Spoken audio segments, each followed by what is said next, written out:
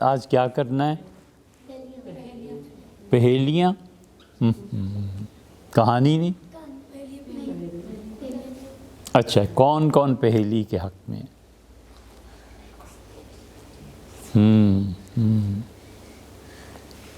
ایک تو ہے، اور کہانی کے حق میں کون ہے؟ تو کہانی والے تو زیادہ ہوئے۔ اچھا، لیکن بیٹے آپ سے بات ہوئی تھی پہیلیوں کی، اور جو آپ سے وعدہ کیا تھا پہیلیوں کا وہ پورا کرنا چاہیے نا۔ یاد رکھو بچوں، جو چیز صحیح ہوتی ہے وہ اس بات کی محتاج نہیں ہوتی کہ اس کے ساتھ افراد کتنے ہیں، اور جو حق ہوتا ہے وہ اس بات کا محتاج نہیں ہوتا کہ کتنے لوگ اس کے ماننے والے۔ ایک آدمی کہتا ہے کہ سورج سیاہ ہے، اس کے ساتھ 10,000 آدمی کھڑے ہو جاتے ہیں اور سب ہاتھ اٹھاتے ہیں کہ سورج سیاہ ہے، تو کیا سورج کالا ہو جائے گا؟ نہیں ہوگا۔ ایک آدمی کہتا ہے کہ سورج روشن ہے اور اس کے ساتھ کوئی بھی نہیں، سارے ہی اندھے ہیں، کوئی نہیں کہتا کہ سورج روشن ہے، تو کیا اس وجہ سے اس شخص کی بات غلط ہو جائے گی کہ اس کے ساتھ کوئی فرد نہیں؟ اس کی بات غلط ہے؟ لوگ نہیں نہ مان رہے، لوگ نہیں نہ مان رہے، کیوں؟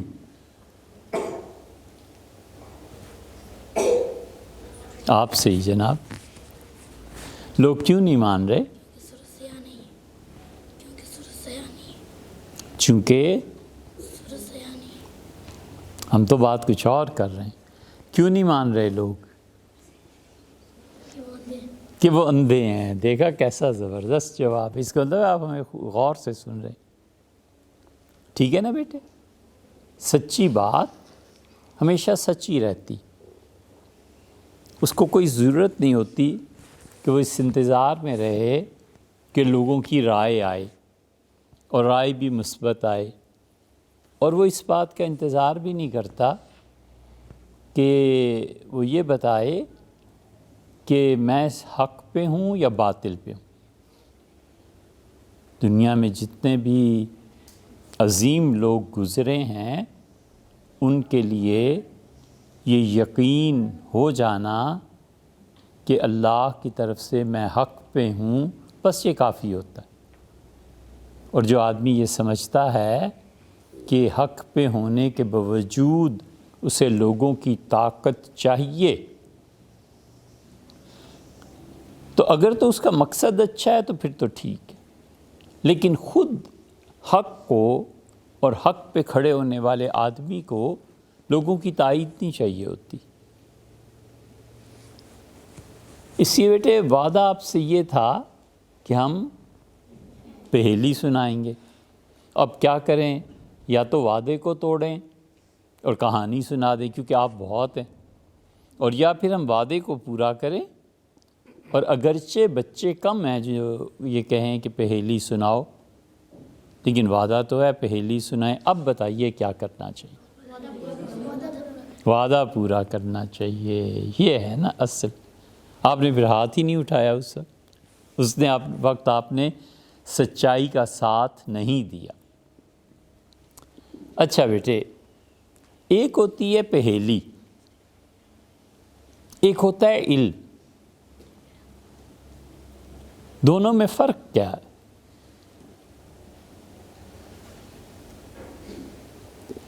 پہیلی جو ہوتی ہے وہ آپ اپنی ذہانت کی وجہ سے بتا دیتے ہیں کہ اس سے مطلب یہ ہے، جو بچہ جیسا ذہین ہوتا ہے وہ اتنی جلدی اس تک پہنچ جاتا ہے کہ بات کہی کیا جا رہی ہے، بٹوین دا لائنز کیا ہے، بین السطور کیا ہے، اس کا اصل مقصد کیا ہے۔ تو ذہین جو بچے ہوتے ہیں وہ اس طرح سے پہنچ جاتے ہیں کہ اصل معاملہ کیا ہے۔ اور ایک ہوتا ہے بیٹے علم، علم کا تعلق ذہانت سے ہمیشہ نہیں ہوا کرتا۔ مثلاً بجلی کس نے ایجاد کی؟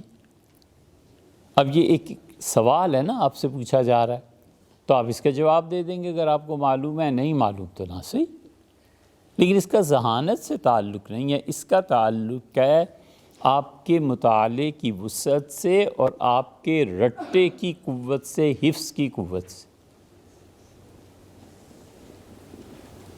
یہ علم ہے، یہ ذہانت کے باب سے اس کا کوئی تعلق نہیں ہے۔ تو علم الگ چیز ہوتی ہے، ذہانت الگ چیز ہوتی ہے۔ آپ میں سے کتنے بچے ذہین ہیں؟ کوئی اپنے متعلق نہیں کہتا کہ میں ذہین ہوں۔ اچھا، آپ میں سے کتنے بچے رٹو ہیں؟ رٹو کا مطلب یہ ہے کہ آپ قرآن پاک کو یاد کر رہے ہیں نا، رٹا لگا رہے ہیں، بار بار اس کی تکرار کرنا اور پھر اس کو ذہن میں محفوظ کرنے کی کوشش کرنا، یہ چیز الگ ہے۔ اور ذہانت الگ ہے بیٹے۔ ذہانت میں تو آپ آثار، قرائن، اپنا دماغ، ان چیزوں کو جمع کر کے ایک نتیجے پہ پہنچتے ہیں۔ تو اس لیے بیٹے پہیلی کا تعلق علم سے نہیں ہوتا، اس کا تعلق ذہانت سے ہوتا ہے، اور معلومات اس کا تعلق علم سے ہوتا ہے کہ آپ نے پڑھا کتنا ہے، آپ کو کتنے سوالات کے جوابات یاد ہیں۔ مثلاً یہاں پر بہت سے بچے جو علم کی باتیں کرتے ہیں ہم سے آ کے کہتے ہیں کہ ہم لائبریری سے فائدہ اٹھائیں۔ اب یہ بتائیے کہ کوئی اچھی سی کتاب جسے آپ پڑھنا چاہتے ہوں یا آپ کا ارادہ ہو کہ آپ پڑھیں گے، کون سی کتاب ہے؟ قرآن پاک۔ قرآن پاک ایک ہو گیا۔ یہ تو آپ اپنی ذہانت سے پہنچے، ہم بات کر رہے ہیں علم کی۔ کوئی کتاب آپ پڑھنا چاہتے ہیں بیٹے؟ نام لیجئے۔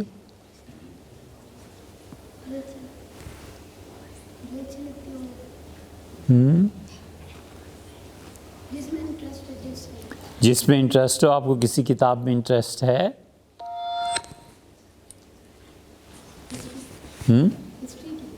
ہسٹری کی بکس سے انٹرسٹ ہے، بہت اچھے۔ دیکھا یہ بچہ کتنی اچھی بات کر رہا ہے۔ آپ بتائیے معاذ، آپ کچھ پڑھنا چاہتے ہیں کیا؟ ہسٹری پڑھنا چاہتے ہیں؟ اچھا بھئی، وہ دوسرے کہاں گئے، وہ جس دن فرانسیسی کی بات کر رہے تھے کہ فرینچ میں کچھ کتابیں چاہیے؟ کیا نام ہے آپ کا بھی؟ ابو بکر۔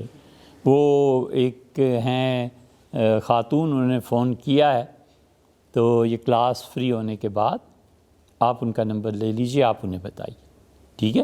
تاکہ لائبریری میں آپ کی وجہ سے کچھ فرینچ بکس آئیں اور آپ انہیں پڑھیے، ہمیں بڑی خوشی ہوگی۔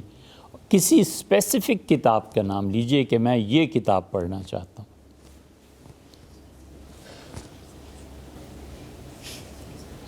مثلاً کوئی بچہ ٹوٹ بٹوٹ پڑھنا چاہتا ہو، ہنس رہے ہیں آپ۔ یہ ٹوٹ بٹوٹ کتاب کس نے لکھی ہے؟ صوفی غلام مصطفیٰ تبسم صاحب نے۔ بہت اچھے۔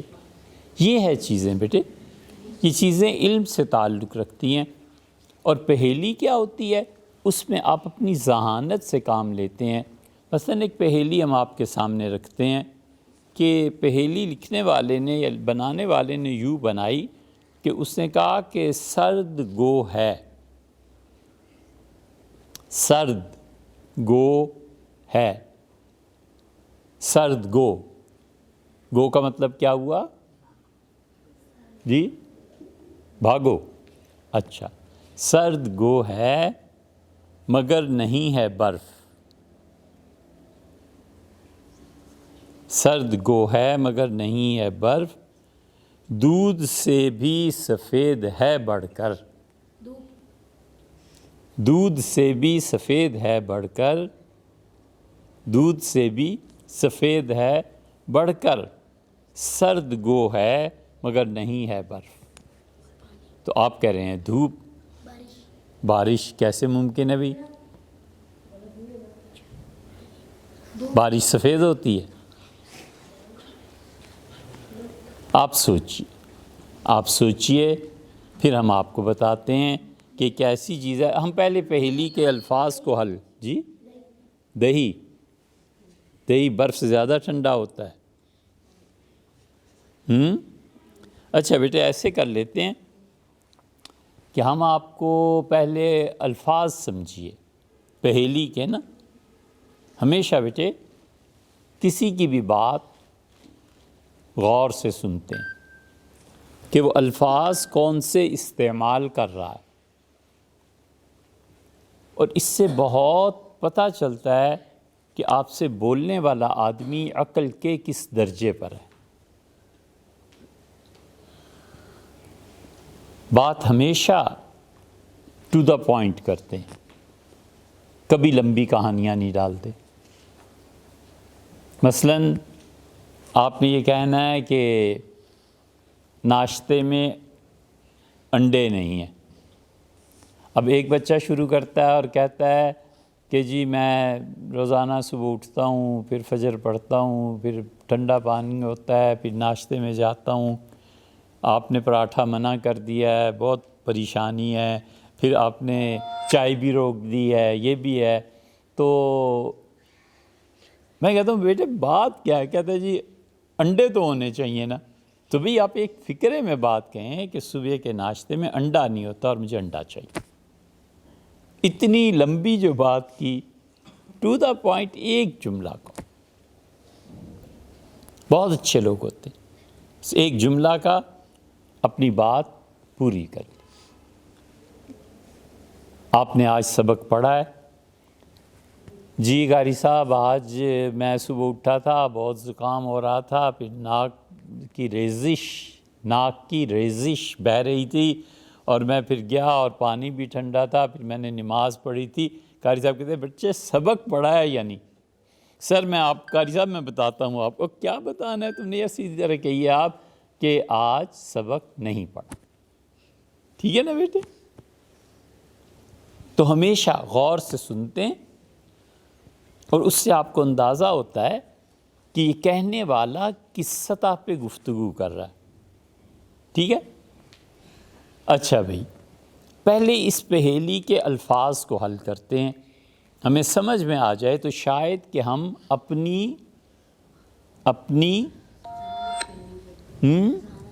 اپنی ذہانت کی وجہ سے اس کے جواب تک پہنچ سکیں، ٹھیک ہے؟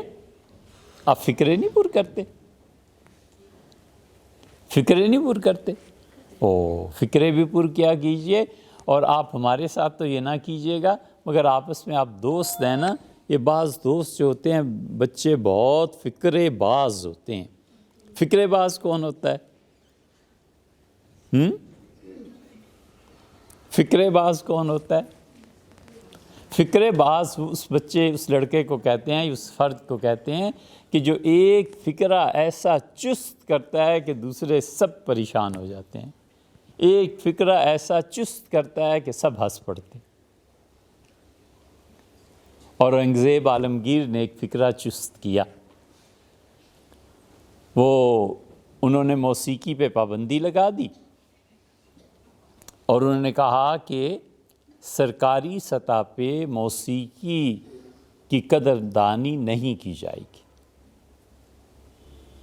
یہ ان کا فیصلہ تھا۔ فکرہ دیکھو انہوں نے کیا چست کیا۔ تو بہت کوشش کی، جو بھی اورنگزیب عالمگیر رحمۃ اللہ علیہ کے قریبی حلقے میں تھے، ان کے قرب میں تھے، کہ کسی طرح موسیقی سے پابندی ہٹ جائے، کامیابی نہیں ہوئی۔ تو ایک دن یہ جتنے میراثی تھے نا، گویے بجانے والے، گویے اور مختلف آلات بجانے والے، آپ جب پڑھیں گے بیٹے، آپ کی عمر اللہ تعالیٰ زیادہ کرے تو آپ پڑھیں گے یہ موسیقی ایک مستقل علم ہے، اب ہم اس کی طرف نہیں جا رہے، لیکن انہوں نے کیا کیا کہ انہوں نے پوچھا اورنگزیب کے جو سیکرٹری تھے کہ بادشاہ سلامت کہیں سفر، انہوں نے کہا جی ہاں سفر تو ان کا ہے، ان کا کب ہے، ان کا فلاں دن ہے، ان کا اچھا کس راستے سے، کس راستے سے، ساری انفارمیشنز لے کے وہ جتنے مراثی تھے انہوں نے بڑی بڑی جنازے کی چارپائیاں اٹھائیں۔ اب ایک جنازے کی جو چارپائی تھی اس پہ ڈھولک رکھا ہوا تھا، ایک جنازے کی چارپائی پر انہوں نے ڈھولکی رکھی ہوئی تھی۔ ڈھولک اور ڈھولکی میں کیا فرق ہے؟ ڈھول بڑا ہوتا ہے، ڈھولکی چھوٹی۔ بہت اچھے، ڈھول بڑا ہوتا ہے اور ڈھولکی چھوٹی ہوتی ہے۔ اس کو کہتے ہیں کہ تصغیر، صغیر، صغیر کہتے ہیں چھوٹے کو، اس میں تصغیر، بڑے سے کسی چیز کو چھوٹائی کی طرف لانا، اسے چھوٹا کر دینا۔ بچے کی اس میں تصغیر کیا ہے؟ بچے کو کیسے بولیں گے چھوٹا بچہ تو اسے کیا کہیں گے؟ بچہ بچونگڑا۔ ہاں آپ ہنس رہے ہیں، آپ بھی بچونگڑے ہی ہیں نا، ہے نا؟ کئی ایک بچونگڑے یہاں نظر آ رہے ہیں، ٹھیک ہے بیٹے؟ تو بڑی چیز سے چھوٹی چیز کی طرف لانا، اسے کہتے ہیں اس میں تصغیر۔ اچھا، پلنگ سے بولیے جی، پلنگی نہیں، پلنگ سے پلنگڑی، بچے سے بچونگڑا، پلنگ سے پلنگڑی، ٹھیک ہے بیٹے؟ تو ایک میں ڈھولک رکھا ہوا تھا، اس کے اوپر سفید چادر پڑی ہوئی تھی۔ دوسرا جنازہ آگے جا رہا ہے، اس پہ میں ڈھولکی ہے، ڈھولک سے ڈھولکی، اس پہ بھی جنازہ۔ وہ ایک جنازہ انہوں نے ستار کا بھی بنایا اور اس پہ بھی سفید چادر ڈال دی، اور جتنے جنازہ اٹھانے والے تھے 50-60 وہ زور زور سے رو رہے تھے۔ تو اورنگزیب بادشاہ رحمۃ اللہ علیہ کا جب گزر ہوا تو وہ دیکھ کے پریشان ہوئے، اور انہوں نے دیکھا کہ سب رو رہے ہیں، مگر جب انہوں نے غور کیا کہ یہ جنازے کس چیز کے ہیں تو سمجھ گئے کہ جنازے جو ہیں نا یہ انسانوں کے نہیں ہیں، یہ مسئلہ کچھ اور ہے۔ سلطان سمجھ گئے، کیونکہ جنازے میں چادر کے تلے ایک انسان ہونا چاہیے تھا۔ وہ جو غور انہوں نے کیا تو یہ تو انسان نہیں، یہ تو کچھ اور رنگ، کچھ اور شکل نظر آ رہی ہے۔ تو انہوں نے معاملے کی جستجو چاہی اور رکوایا، اور سواری کا پردہ ان کے نوکر نے اٹھایا تو اورنگزیب رحمۃ اللہ علیہ نے کہا کہ کیا مسئلہ ہے؟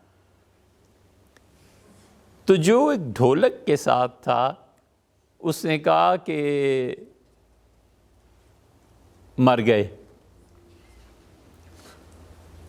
انہوں نے کہا اچھا تو کون مر گیا؟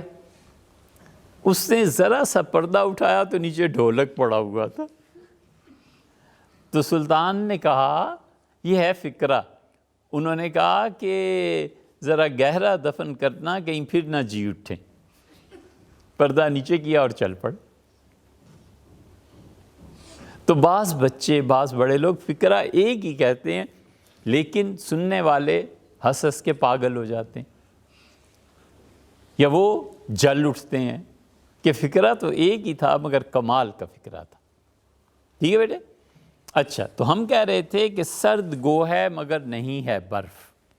وہ چیز جو ہم نے پوچھنی ہے، پہیلی میں ہم نے آپ سے پوچھا اور آپ ہمیں بتائیں گے، تو پہیلی والا کہتا ہے کہ سرد گو ہے. گو کا آپ بتائیے. گو سرد گو ہے. گو کس کو کہتے ہیں؟ جانے کو. شاباش. سرد گو یہ لفظ ٹھیک ہے. یو گو، سرد گو، پانی گو. اب سمجھ آئی؟ یہ گو وہ نہیں ہے بیٹے جو انگلش میں استعمال ہوتا ہے، یہ فارسی کا لفظ ہے اور یہ استعمال ہوتا ہے اگرچہ. گو یہ بات ہوئی، اگرچہ یہ بات ہوئی. سرد گو ہے اگرچہ وہ چیز جو ہم آپ سے پوچھ رہے ہیں بہت سرد ہے. سرد کس کو کہتے ہیں؟ سردی کو، ٹھنڈک کو. کیا نام ہے آپ کا؟ کس کا؟ ان کا نام پوچھ. محمد عباس. عباس. اچھا، عباس کس کو کہتے ہیں؟ نام کو. حضور صلی اللہ علیہ وسلم کے چچا جب پیدا ہوئے نا، ان کا نام کیا تھا؟ عباس. ایک منٹ ٹھہریے بیٹے، ان کو جواب دینا ضروری ہے. حضور صلی اللہ علیہ وسلم کے چچا عباس جب پیدا ہوئے نا، تو وہ ان کی بہنوں نے، سب نے دیکھا، ان کی والدہ نے، تو ان کے چہرے پہ سلوٹیں تھیں، ان کی پیشانی پہ شکنیں تھیں. تو ایسے پیشانی پہ سلوٹیں پڑتی ہیں نا، پیشانی پہ شکنیں پڑتی ہیں. تو انہوں نے کہا کہ یہ تو عباس ہے. عباس کا مطلب عبسہ. عبسہ کہاں ہے؟ عبسہ وتولیٰ. عبسہ چہرے پہ شکنیں ڈالیں. تو وہ بچے یا وہ بچہ جو چہرے پہ شکنیں ڈالے غصے کی وجہ سے، تنگی کی وجہ سے، اسے کہتے ہیں عباس. تو ان کی جو خواتین کھڑی تھیں انہوں نے کہا عباس، مطلب چہرے پہ شکنے ڈالنے والا. بس وہی نام ان کا پڑ گیا پھر، عباس. اچھا جی، تو وہ کہتا ہے کہ سرد گو ہے مگر نہیں ہے برف. اگرچہ وہ چیز ٹھنڈی ہے مگر برف نہیں ہے. کیوں جی؟ دیکھیے وہ کیا کہہ رہا ہے. کہتا ہے سرد ہے اگرچہ. کوئلے بھی کبھی سرد ہوتے ہیں. کوئلے، اولے. زبردست ہے، زبردست. بہت اچھا، بہت اچھا. بھئی اس نے پہلی پوچھ لی، اب کیا کریں؟ بسا اوقات بیٹے، ہاں بسا اوقات بیٹے پہلا قدم ہی منزل ہو جاتا ہے. یہ جو بڑے لوگ ہوتے ہیں نا، ان کی زندگی کا پہلا قدم ہی ان کی منزل بن جاتا ہے. کچھ تو ہوتے ہیں نا جو چلتے رہتے ہیں پھر کہیں جا کے منزل ملتی ہے. بعض ایسے بھی ہوتے ہیں کہ اس کی طرف کا پہلا قدم منزل ہو جاتا ہے اور اس کا خود کبھی پہلا قدم اسی کی منزل بن جاتا ہے. یہ بات دیر سے سمجھ میں آئے گی. لیکن دیکھیں، سرد گو ہے مگر نہیں ہے برف. دودھ سے بھی سفید ہے بڑھ کے. دودھ سے بھی بڑھ کے سفید ہے تو اولا ہی ہوتا ہے نا. اور اگرچہ وہ برف نہیں ہوتی لیکن برف سے بھی سرد ہوتا ہے. اس پہیلی کو جو نہ بھوجے پڑیں اس کی عقل پہ پتھر. جو اس پہیلی کو نہیں بوجھ سکتا اتنی آسان بات کو، تو اس کی عقل پہ تو پتھر پڑنے چاہیے. عقل پہ پتھر پڑنے کا کیا مطلب؟ اولے پڑنا. پتھر اور اولے میں فرق ہے. عقل پہ پتھر پڑنے کا مطلب یہ ہے کہ یہ انسان بے وقوف ہو. یہ بتانا مقصود ہے کہ اس کی عقل پہ پتھر پڑے ہوئے ہیں. عقل کیا چیز ہے بیٹے؟ کھوپڑی.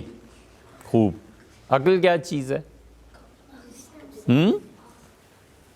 بتائیے. عقل بڑھے سوچ سے. روٹی پھیلے لوچ سے، سمجھے؟ یہ محاورہ بولتے تھے کسی زمانے میں، اب تو اردو بولتا کوئی نہیں نا۔ عقل بڑھے سوچ سے، عقل انسان میں وہ طاقت ہے جو اس کو صحیح اور غلط، ٹھیک اور غلط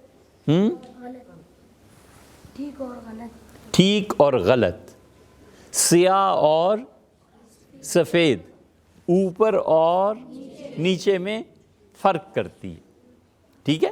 عقل اس چیز کو کہتے ہیں جو انسان کو صحیح علم حاصل کرنے میں مدد کرتی ہے، لیکن بیٹے عقل جو ہے نا، یہ یاد رکھو کبھی بھی صحیح علم کی بنیاد نہیں بنتی،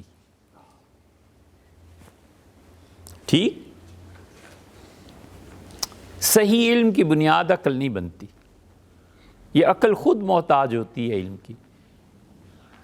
تھوڑی ہو عقل تو اس سے کام نہیں چلتا، بڑھ جائے تو جہالت میں چلی جاتی ہے، پھر بھی کام نہیں چلتا۔ تو عقل جو ہے وہ صحیح علم کی بنیاد نہیں بنتی، بس وہ کچھ چیزیں سکھا دیتی ہے، اوپر نیچے دائیں بائیں یہ وہ، لیکن عقل کی پہنچ صحیح علم اس کی بنیاد وہی ہے۔ صحیح علم جو ہے نا بیٹے، اس کی بنیاد خدا کی وحی ہے، صحیح علم کی بنیاد عقل نہیں ہے۔ تو محاورہ آپ کو کیا سنایا تھا؟ عقل بڑھے سوچ سے، سوچنے سے عقل بڑھتی ہے۔ مثلاً آپ روز یہاں سے گزرتے ہیں، آپ نے کبھی غور ہی نہیں کیا کہ پیچھے اس میں نالا ہے اور نالے میں پانی ہے، تو آپ پانی کے کنارے ہیں، اس سے سردی بڑھ جائے گی، تو مجھے احتیاط کرنی ہے۔ ایک بچہ ہے، وہ جب بھی گزرتا ہے یہاں سے تو وہ کہتا ہے کہ مجھے کوئی کوٹ، کوئی چیز ایسی چاہیے جسے پہن کے گزروں تاکہ سردی نہ لگے، تو زیادہ عقل مند ہے۔ تو انسان کی عقل سوچ سے ترقی کرتی ہے، سوچتا رہتا ہے کسی مسئلے کو۔ اور روٹی پھیلے لوچ سے، آٹا ہوتا ہے نا، آٹے کو آپ کھینچے ذرا سا تو بڑا ہو جاتا ہے نا، تو ماں کیا کرتی ہے؟ پیڑا لے کے وہ اپنے ہاتھوں پہ یا پھر بیلنے پہ بیلتی ہے، تو وہ لوچ جو ہوتی ہے نا، اس میں لچک جو ہوتی ہے وہ روٹی کو پھیلا دیتی۔ اس لیے بیٹے اس کی عقل پہ پتھر پڑیں، یعنی عقل جو ہے اس کی وہ خراب ہو، یہ ایک طرح کی بد دعا بھی ہوتی ہے، لیکن حقیقت میں اس بد دعا سے یہ مطلب نہیں ہوتا کہ وہ خراب ہو جائے۔ یہ اس قسم کی بد دعائیں آتی ہیں، ہر زبان میں ہوتی ہیں۔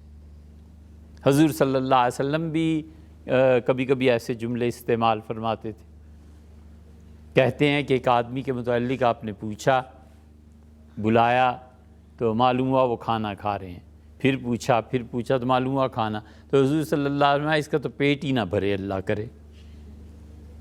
لیکن یہ بد دعا نہیں تھی، یہ عربوں میں محاورہ بولتے ہیں۔ ایک آدمی کو حضور صلی اللہ علیہ وسلم نے ایک سوال پہ فرمایا تھا، تیری ماں تجھے گم کرے، تیری ماں تجھے روئے، تو یہ بد دعا نہیں تھی، ماں گم کرے مطلب تم مر جا۔ یہ اس قسم کے محاورات ہر زبان میں استعمال ہوتے ہیں۔ اچھا بھئی ایک اور پہیلی، آپ نے تو بھئی بڑی جلدی بوجھ دی، پہنچ گئے آپ اصل جگہ تک، یہ بہت اچھی چیز ہے۔ دوسری پہیلی یہ ہے کہ پانی سے بھرا شیشے کا گولا، اتنی جلدی کیا پڑی؟ یہ آپ سن تو لیں ہمیں۔ پانی سے بھرا شیشے کا گولا، لو میں چلا، آتے ہی بولا۔ ابھی سنیے تو صحیح، ضبط چاہیے، خاموشی چاہیے، سوچنا چاہیے، بڑے تحمل سے بولنا چاہیے. ہم یہ آپ کے سامنے پیش کر رہے ہیں کہ پانی سے بھرا شیشے کا گولا. گولا آپ نے نہیں دیکھا؟ گولا چوستے بھی ہیں نا؟ کس چیز کا بنا ہوا ہوتا ہے؟ برف کا. مکئی کا نہیں؟ اچھا چلیے برف کا. آپ کہتے ہیں تو مان لیتے ہیں. برف کا گولا بنتا ہے نا، ٹھیک ہے. اسی طرح آگ کا بھی ایک گولا ہے. آگ کے گولے کو کیا کہتے ہیں؟ ارے یار، شعلہ بننا بیٹے بہت آسان ہے. شعلہ بننا کوئی مسئلہ ہی نہیں ہے. فلیم ایسے بنتا ہے 1 سیکنڈ میں. مسئلہ ہے شمع کا، سمجھے؟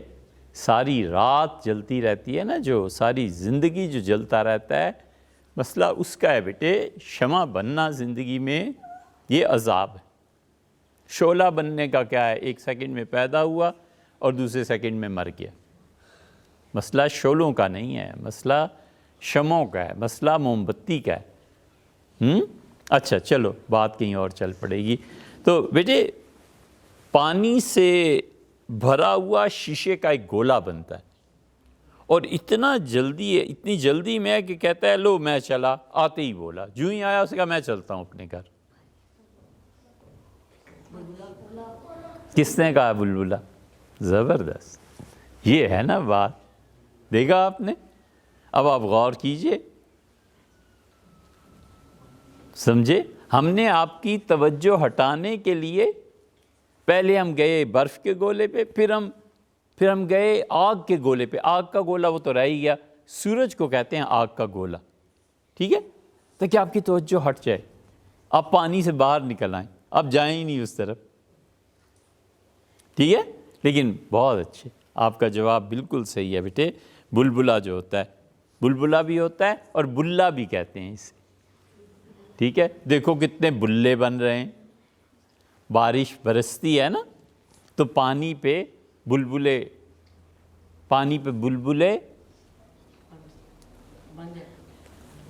فکرہ پورا کیجئے نا. پانی پہ بلبلے بن جاتے ہیں. اور کہیے ہو جاتے، پانی پہ بلبلے ہو جاتے ہیں. یہ اتنی اچھی اردو نہیں ہے. پانی پہ بلبلے آ جاتے ہیں. چلیے، اور اصل جملہ یہ ہے کہ پانی پہ بلبلے نمودار ہوتے ہیں. سمجھے؟ زبان کو سیکھیے بیٹے. زبان کیسے لکھتے ہیں، کیسے بولتے ہیں، کیسے پڑھتے ہیں.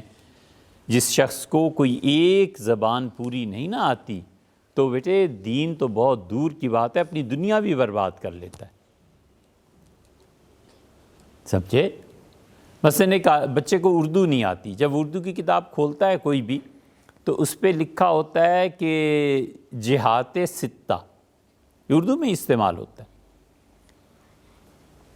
وہ کہتا ہے طرفین، جہات ستہ 4 سمتیں، مشرق مغرب شمال جنوب.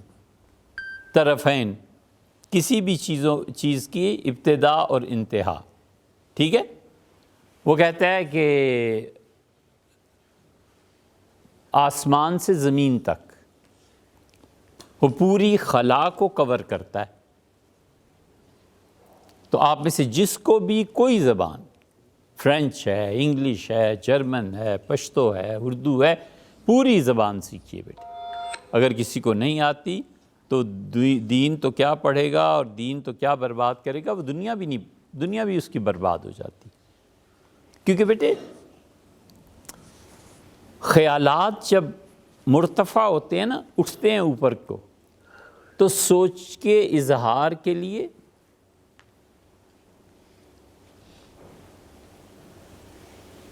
جناب والا ہی کو دیکھ رہا، سوچ کے اظہار کے لیے الفاظ کی ضرورت پیش آتی ہے. تو اگر پڑھا ہی نہ ہو، الفاظ ہی نہ پتہ ہوں، تو پھر کیا ہوگا؟ پھر وہ چھوٹے سے ذخیرے کے ساتھ، تھوڑے سے الفاظ کے ساتھ اسی کے ارد گرد گھومتا رہے گا.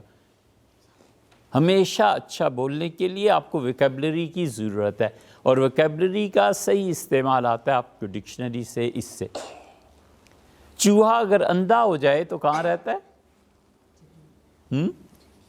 کہیے चक्की के आसपास چکی کے آس پاس. زبردست بھئی. یہ آپ نے کہاں سے سیکھا ہے؟ ہم نے بتایا تھا. بہت اچھے بہت اچھے. ہمیں بھی بیٹے ہمارے اساتذہ نے بتایا تھا اندھا چوہا چکی کے آس پاس، کیونکہ اندھے چوہے کو پتہ ہی نہیں نا چلتا، اگر دور چلا گئے جائے تو پھر راہ کون دکھائے گا. اسی طرح یہ جو لوگ الفاظ میں پڑھائی میں اندھے ہوتے ہیں نا، جنہیں کوئی زبان نہیں آتی، وہ چند ایک الفاظ انہیں یاد ہوتے ہیں، بس اسی کو استعمال کرتے رہتے ہیں. یہ نہیں ہونا چاہیے. تو اس لیے بلبلا پانی پہ بلبلا نمودار ہوا، یہ جب آپ بولیں گے نا تو اس کا مطلب یہ ہے کہ اچھا آپ اس زبان پر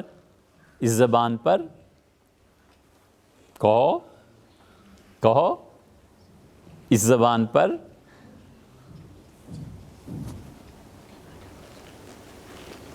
بولیں تو چلیں.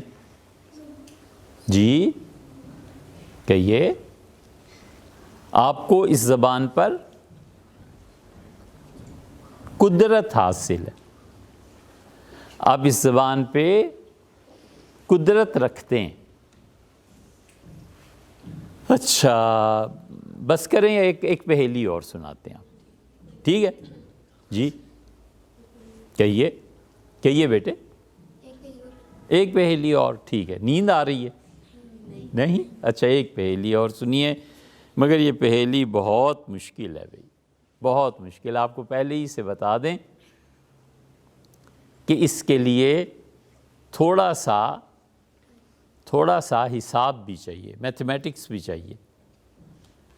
آپ میں سے جو بچے میتھمیٹکس پڑھتے ہیں، حساب پڑھتے ہیں، کچھ تھوڑا سا حصہ اس کا بھی ہے. پہیلی یہ ہے بیٹے کہ 3 دن میں جوان ہوا، 3 دن میں جوان ہوا اور 13 دن میں بوڑھا.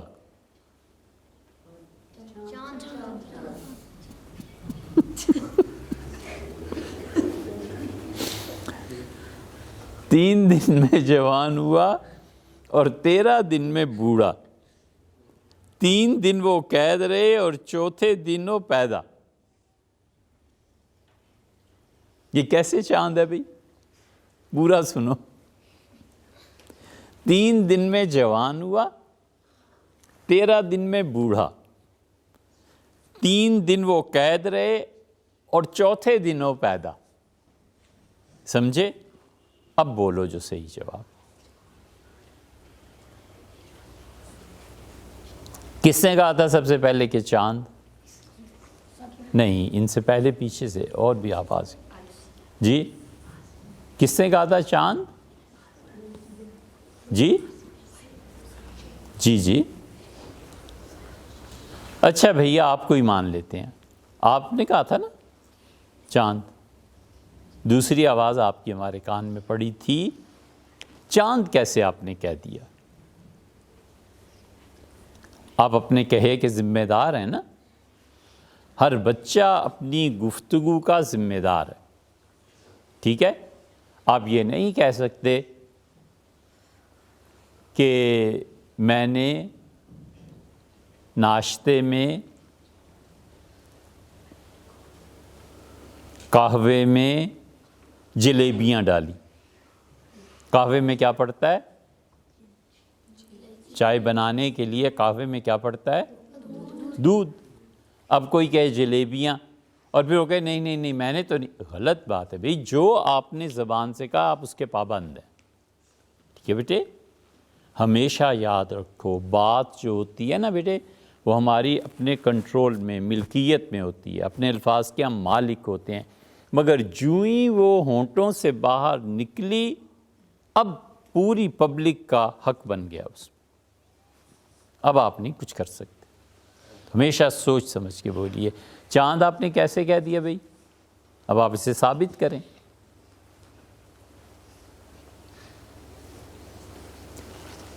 دو باتوں میں سے ایک کریں، یا تو کوئی بچہ اس پہیلی کو ثابت کرے اور یا صحیح جواب دے، اور تیسرا راستہ یہ ہے کہ پھر ہم سے پوچھ لیں. نہیں یہ ہم کیوں بتا دیں. بازی اگرچہ پا نہ سکا سر تو کھو سکا. سودا کمارے عشق میں مجنوں سے کہو کن. سودا کون تھے؟ کیا نام تھا ان کا؟ مرزا رفیع سودا. بہت بڑے شاعر تھے اردو کے. کمال کی چیزیں انہوں نے لکھی ہیں. اچھا بیٹے بتائیے آپ تو تیسرا راستہ کیوں اختیار کرتے ہیں کہ ہم بتا دیں؟ آپ خود بھی تو سوچیں. ہم پھر پڑھتے ہیں اسے. 3 دن میں جوان ہوا اور 13 دن میں بوڑھا.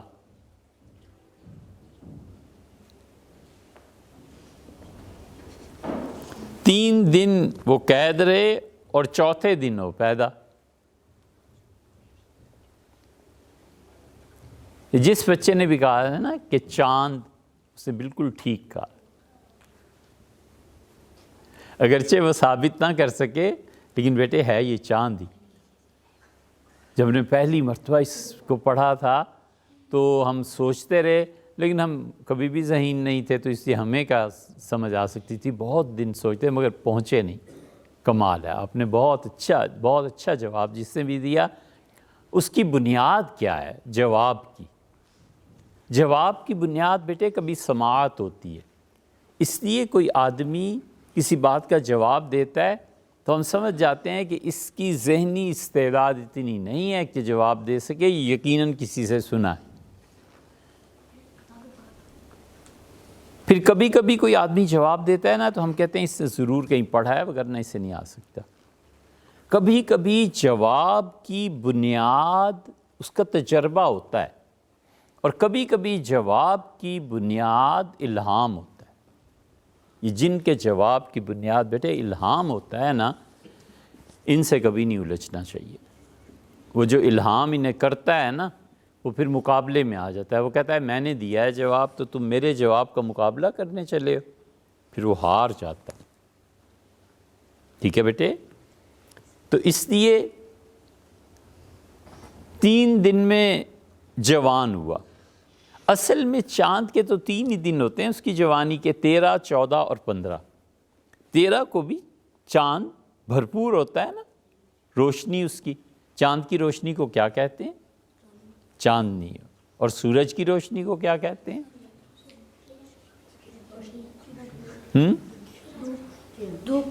دھوپ. بہت اچھے. اچھا بیٹے تو 3 دن میں جوان ہوا. 13، 14 اور 15 یہ تینوں راتیں جو ہیں نا، یہ تینوں ایام بیض کہلاتے ہیں عربی میں. ایام بیض ابیض سفید، کیونکہ ان میں دن تو سفید ہوتا ہے ستاروں کی وجہ سے اور رات سفید ہوتی ہے تاریکی کی وجہ سے. ٹھیک ہے نا بیٹے؟ کون کہتا ہے ٹھیک ہے؟ کتنے بچے ہیں جو کہتے ہیں ٹھیک ہے؟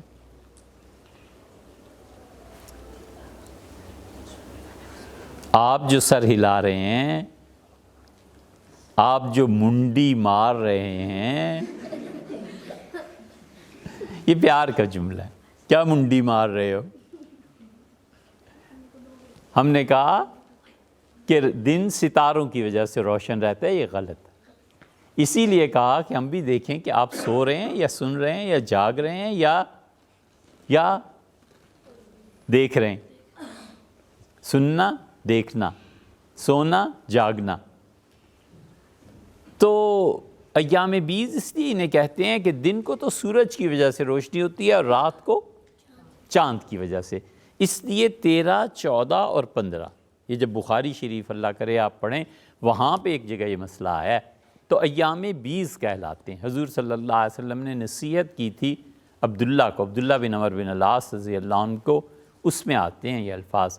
تو بیٹے اس لیے ایام بیض 3 دن میں جوان ہوا، 13، 14 اور 15. 13 دن میں بوڑھا ہوا. تو اب 14 میں 13 کو شامل کر لیں تو کتنے بنے؟ 27 بن گئے. ٹھیک ہے؟